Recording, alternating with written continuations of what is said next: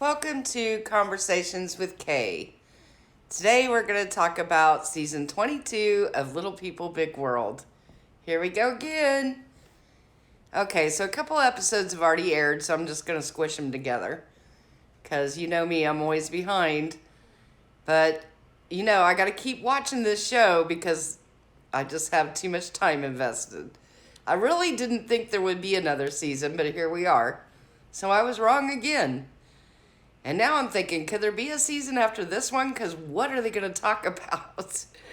Because once she's married and now Matt owns the entire farm, what would there really be to talk about? Maybe they'll do a spinoff with Tori and Zach. I could see that happening. I really can't see another season of this show, but I was wrong last year, so here we go. So most of the first two episodes have been about Amy's wedding to Chris and Chris moving in with Amy. Okay, here's the thing. Who would ever, in a million years, think it was a good idea to get married at the farm? Nobody. Nobody. I think they must just be doing that for something on the show. Producers must come up with that, because there's no way. I just don't feel there's any way Amy would do that. Why would Chris want to do that? I don't care if it's free. It's going to cost him emotionally way more than it would ever cost to rent a venue. Nah, I'm not buying it. I don't think Amy wants anywhere near that farm when she gets married. I mean, if you watch the first episode, she was totally against it. And they made Chris seem like he was for it because it was free. I'm not buying it. I don't think either one of them wanted it, but there is some scripting, in my opinion, that goes on with these shows. And this video is just my opinions and should not be construed as facts. The one thing that did surprise me was Chris obviously wants a very informal wedding. He wants to get married in a nice shirt and jeans. And Amy wants a formal wedding. Why, Amy? Why do you need a formal wedding? Just because he's never been married doesn't mean you need a formal wedding. He has spoken loudly and clearly that he does not want a formal wedding. She's already had a wedding, had kids, been divorced. I just don't see it, but I guess to each their own. But I think it's not very nice to take his feelings into consideration because it's his wedding too. And I know the weddings are generally about the bride. But I do think the groom should have a little bit of say. But it sounds to me like they're going to have a formal wedding. That's what I'm thinking. Now, Zach and Tori, I'm going to say it again. I know some of you last season told me I'm crazy. There is trouble in that marriage. I'm telling you there is. The rolling of the eyes at each other, the nasty looks to each other, there's trouble there. I'm telling you there is. And having two kids back to back kind of like that, and both with some health issues, can cause a lot of stress. Filming a reality show causes even more stress. Being so involved with the Roloff family, more stress. I think they need marriage counseling because I see the signs of a marriage going bad. You can ignore those signs, but I've said before, when somebody starts rolling their eyes at their partner while they talk, that's a total disrespectful move. So say what you will, but I sense some trouble there. I hope I'm wrong. Like I said, I never want to see anybody with kids separate, but I think some marriage counseling could be in order. So then we need to discuss the whole thing of Amy not making room for Chris in her new house. This kind of shocked me, really. I was like, would she really do this knowing how Chris is and knowing that he's not going to move in with her like that? It reminds me a little bit of her and Matt's relationship, which is not a good thing. Because once again, we see opposites attract. He's neat and tidy. She's not. He throws things out. She's a pack rat. They're going to have to figure out how to make it work. I was really surprised by this because I agree with Chris. It would feel like she didn't want him there if she isn't willing to clean out extra stuff and trash so that he can move his stuff in. But then on the other hand, he does seem really, really picky.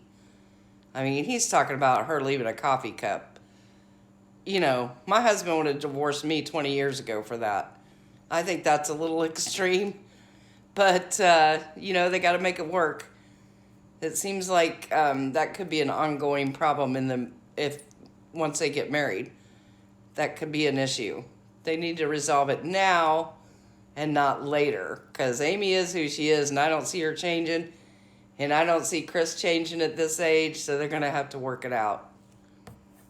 It seems to me like they're kind of sliding over the fact that Matt bought Amy out. That was such a big deal last season, and it's like this season they're not even going to really talk about it. So weird.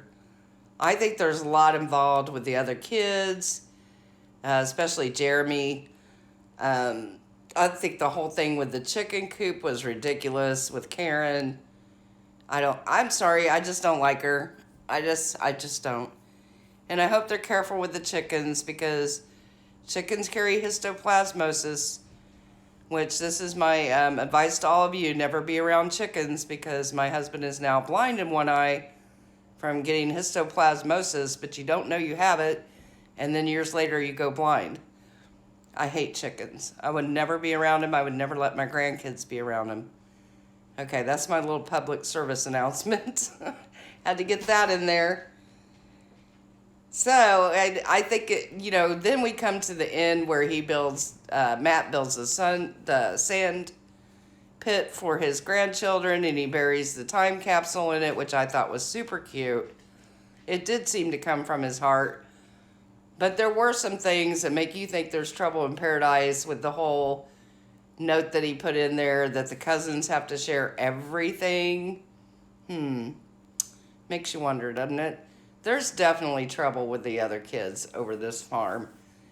And my thing is, if you're going to do a reality show about it, it should be transparent. They should say what issues are going on, but I don't think they're going to. I think that whole thing was just a hint that there are problems without saying there are problems. There's a reason why Jeremy left the show. I suspect he's not happy. He was always the one that was going to buy the farm, half of it. I can't really see Zach and his dad getting along too well running the farm. I don't know. That could be a disaster.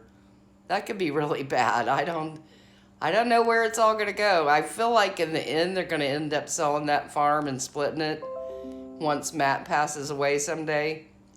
That's just kind of how I feel, and it's kind of a sad way to think about it, but I just don't see any of these other alternatives working out. And, I did forget, too, the health problem, the leg issues with Zach's son. That's so sad. I hate that for him, but I'm glad they got some good news. Kind of good news, where it's nothing that has to be done right now.